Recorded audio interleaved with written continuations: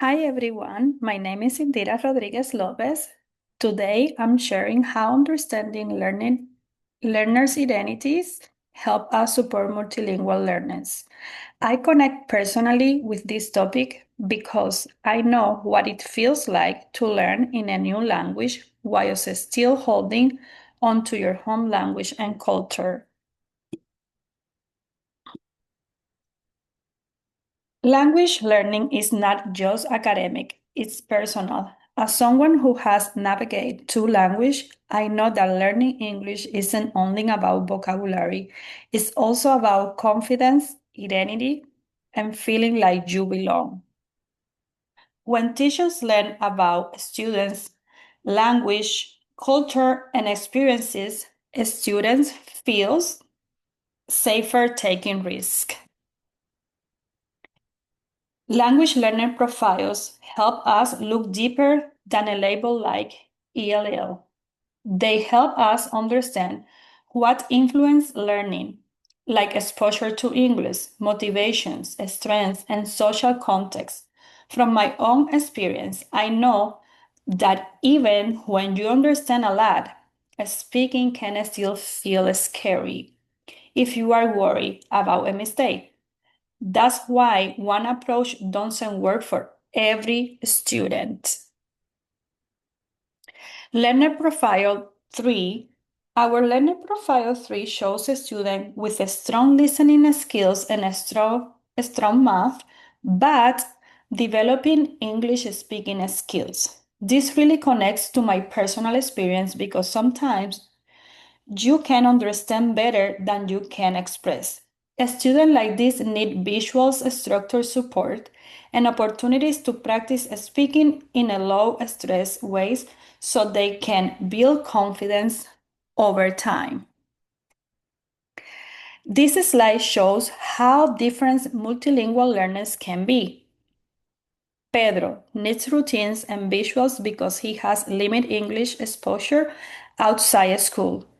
Anna needs emotional and attention support.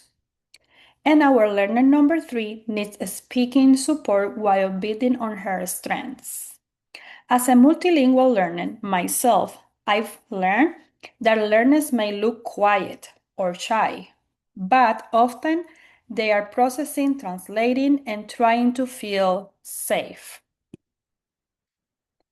Some key considerations. I think about as a teacher and as someone who has learned in two languages.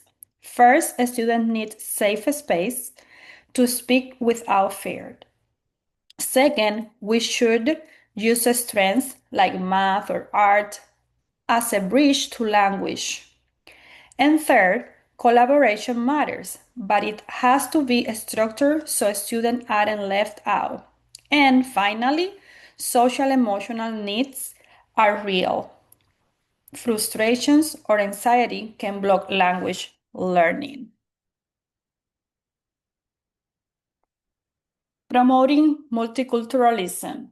When we recognize students' identities, we're telling them your language and culture matter here. That promotes multiculturalism because the students aren't pressured to erase who they are to succeed. From my own experience, it's powerful when teachers allow you to bring your home language into learning because it feels like you belong, not like you are starting from zero. Instructional strategies. These strategies are practical and also personal for me. I like to use visual hands-on learning reduce language stress. Using home language like Spanish help students understand and stay confident while learning English. Sentence stems plus small groups give students a way to practice speaking without feeling put on a spot. This support would have helped me feel more comfortable when I was still building confidence in English. And why it matters. This matters because confidence and belonging change everything. When a student feels safe, they try more. That leads to language growth. And when classrooms value multiple language and cultures, students learn, respect, and understanding not just content. And as a reflection, this is where my personal experience connect the most. Teachings mean understanding the whole child language, culture, emotions, and identities.